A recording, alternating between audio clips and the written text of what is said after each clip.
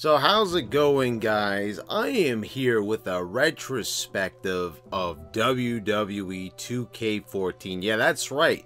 For the first time ever on this channel, we're going to be doing a video game retrospective on a WWE game.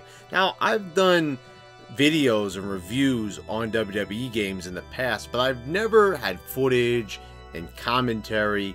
You know, I did a little something on WWE 2K20, but I never actually played the game. It was more of just thoughts on what I've seen and the controversy surrounding it. But here we're going to actually go in depth and talk about this game. Now, I didn't really spend a lot of time with this game around its release. I only played it once, and I have spent more time with WWE 12 and WWE 13, to be quite honest. I've actually played those games at length, so this game was actually new to me. So I thought, you know, what a better way than to merge two things that I do here on this channel: talk about wrestling and video games. And we're going to be doing a retrospective. So guys, I hope you all enjoy this one. WWE 2K14 marked the end of the THQ publishing era of WWE video games. For the first time in 14 years, a WWE game was under a new publisher, 2K Sports. This was a pretty historic moment for WWE and their games. This would be like if the NFL suddenly licensed their video game rights to someone other than EA. It was big. However, the developer Ukes remained the same, but under new direction. How would things fare? Well, actually pretty good. The game is a lot like WWE 13, which is the game that came before it, and looks very similar and plays very similar as well, but feels and plays better actually. But they're really just tweaks. So what's the big difference here? Well, the big attraction here is the 30 years of WrestleMania mode and the abundance of playable superstars. Not only do we get to play through some of WrestleMania's greatest matches and moments, and thanks to this, we get access to one of the biggest rosters available up to this moment. We've got Stone Cold, Hulk Hogan, Randy Savage, King Kong Bundy, Shawn Michaels, The Rock, Ric Flair, Razor Ramon, plus all the current superstars such as John Cena, Brock Lesnar, Randy Orton, CM Punk, and Daniel Bryan. There's so many possibilities to mix the generations together to have any match you want to have. The only thing that's disappointing is that many of the Attitude Era stars from the previous game have been removed. I never understood why they did this with WWE games throughout the years, like Ken Shamrock was in WWE 13. And you're going to showcase the Stone Cold vs. Bret Hart match from WrestleMania 13, a match that Shamrock refereed, but he's not present in the game. But he would return in WWE 2K16. Also, Mike Tyson was also in WWE 13, but he's not here in WWE 2K14 either, and therefore I suppose this is the reason why when WrestleMania 14 comes up in the 30 years of WrestleMania mode, the game actually skips the HBK versus Austin match he was involved in altogether. The removal of characters has always been a mainstay in WWE games and in the SmackDown games, which this game is still technically a part of. This still is the SmackDown series and the SmackDown vs. Raw series. So I can't say I'm surprised by this. So back to the 30 years of Mania mode, that's basically where the meat of WWE 2K14 lays in.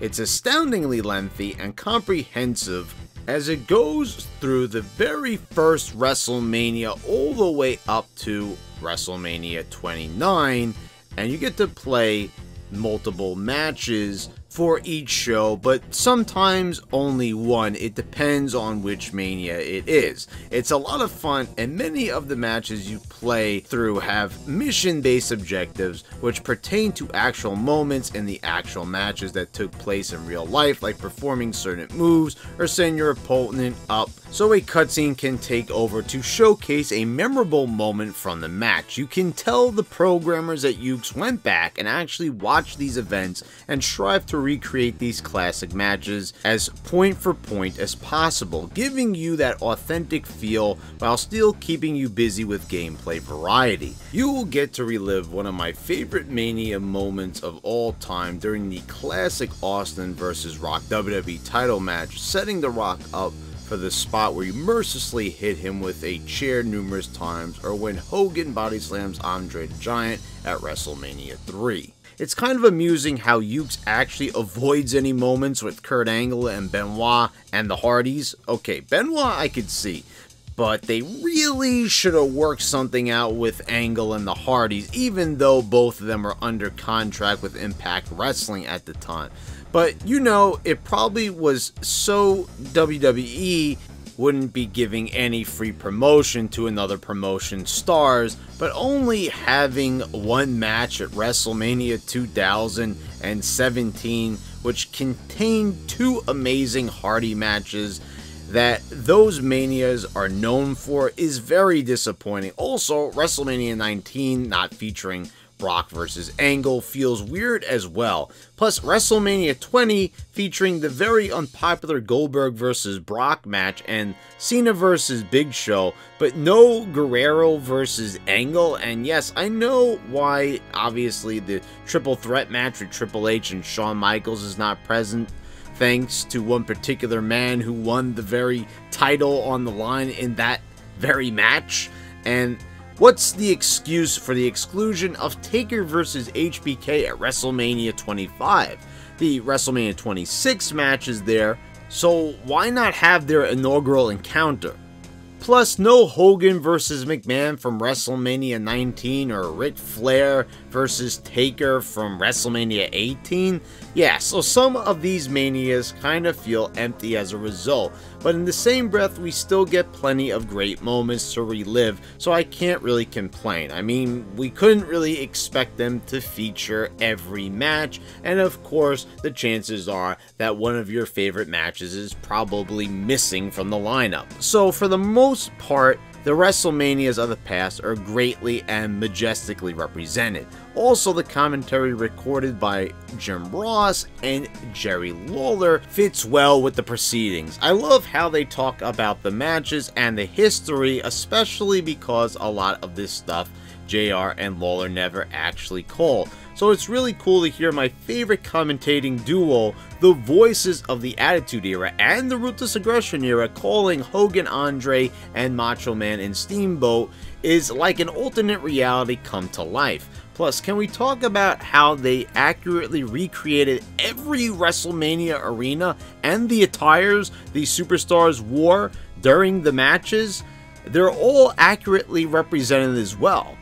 There's so much attention to detail. I have to say, I am greatly impressed. I feel like this was handled with so much more care than the Attitude Era mode in WWE 13. Plus, I really love the video packages created to provide history on the match you are about to play.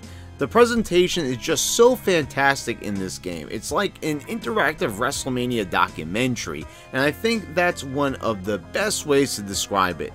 Now, there's DLC for the game, but man oh man, do they try to nickel and dime you by offering up alternate attires which should be there in the first place, such as for Scott Hall, because of course I want the NWO Scott Hall over Razor Ramon, and the Ultimate Warrior, who you get to play as in the 30 Years of WrestleMania mode, is not playable in exhibition matches unless you pay up. Man, are 2K and Ukes getting their Ted DiBiase on or what? Everybody's got a price, including the fucking wrestlers you already can play as in the game. Look, I get the roster is big enough already and attires are cosmetic, but I truly do have a problem with DLC, as I've mentioned on my channel in the past. It's called making money, it's a business, but you already bought a full price game and now you're being asked to buy even more. Well, it's a losing argument, so I digress. So the game's got a universe mode which allows you to make your own shows and matches, but this mode doesn't really interest me anymore. I messed with this back in WWE 12, but it gets old real fast. There's plenty of match stipulations such as Hell in the Cell, ladder, Extreme Rules, and Elimination Chamber. Basically everything that's been in almost every single WWE and SmackDown vs. Raw up to this point.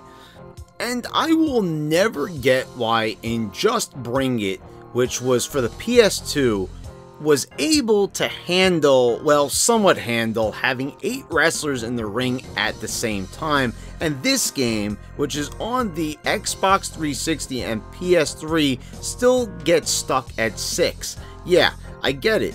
The Just Bring It 8-man Battle Royal and Royal Rumbles had very frequent slowdown, but hell, it was still cool.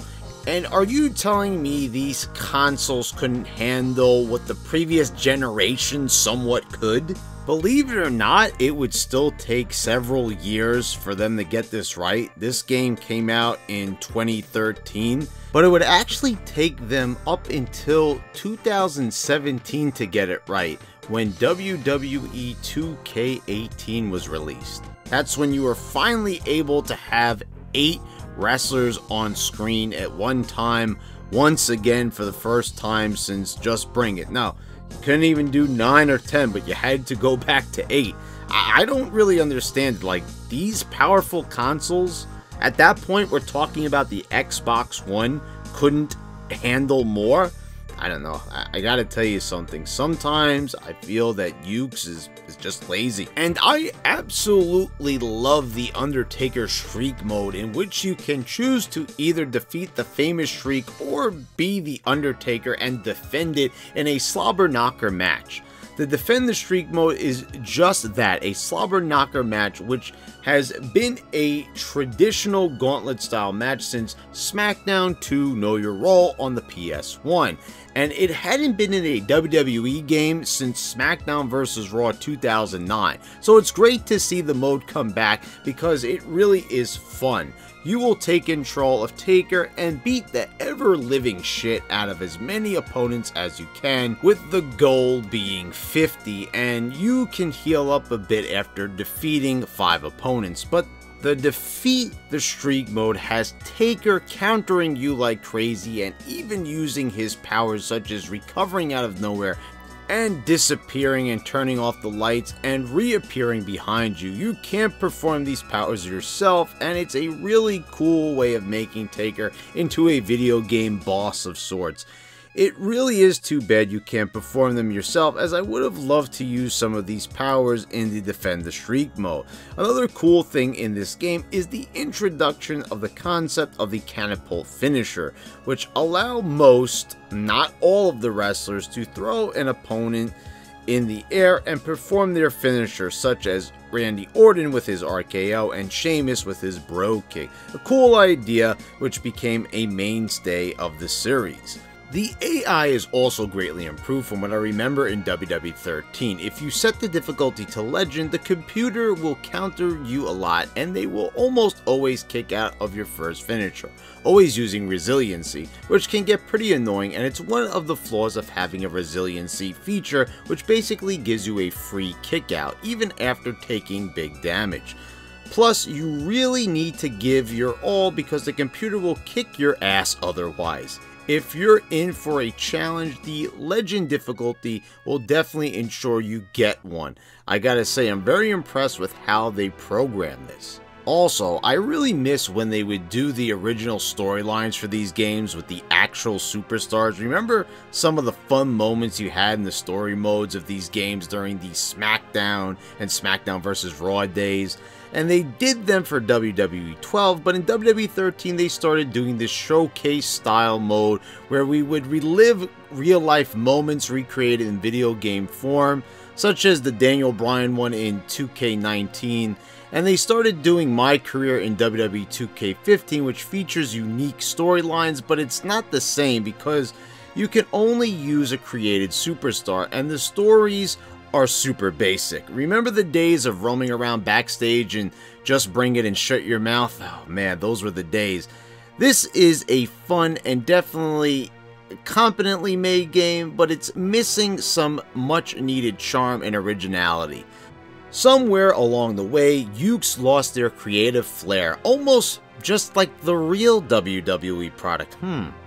Not to say they didn't put a lot of effort into the 30 years of WrestleMania mode, but that's all they did. The rest of the game is basically untouched from WWE 13, with only the minor tweaks and changes I mentioned before. This is around the time, I think, where people started to notice that WWE games were becoming a lot like the sports games, like the NBA and NFL games, where each year just had minor tweaks and differences, while the overall core game remained the same. So in closing, I don't know actually what I like better. I think I still kind of prefer WWE 13 for the roster, but as far as a single player campaign, I think that 2K14 has got it beat. I just think that they handled the main theme of the game better here, you know, that being WrestleMania. I still kind of miss the Attitude Era theme, and I get it, not every single WWE game can have that Attitude Era theme, but I mean, why did they have to take out a lot of the Attitude Era stars? It really just doesn't make any sense. So, yeah, I think I might prefer 13 just slightly more for that, but I still like WWE 2K14 a whole hell of a lot, and I think that the 30 years of WrestleMania mode is a very good mode, and it's very enjoyable, and definitely worth your time. So, guys, I finally did it. I finally did a retrospective on a WWE game, and this is certainly not going to be the last one. So I want to thank everyone for watching. Please subscribe if you haven't already. Click the bell so you get all the notifications when I post all my new videos. And I want to thank all my patrons for your continued support. And guys, I'll see you next time.